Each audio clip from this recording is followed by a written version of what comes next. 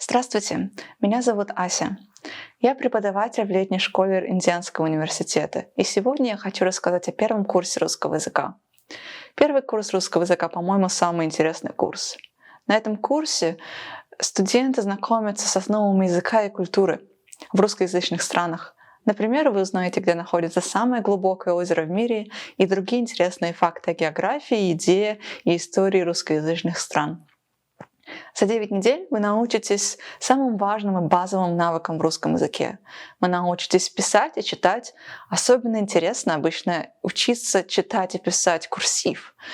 Это специальный вид письменности, который используется в русскоязычных странах, когда люди пишут от руки. Вы сможете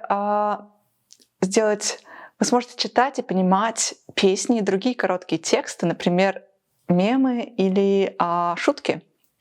Но самое главное, вы получите базовые коммуникативные навыки в русском языке. Вы сможете описать свою жизнь и учебу, задать вопросы другим людям о работе или о том, чем они увлекаются.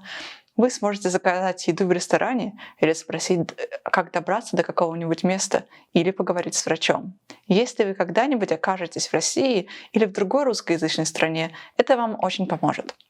Если вы никогда не учили русский, этот курс для вас. Ждем вас в летней школе.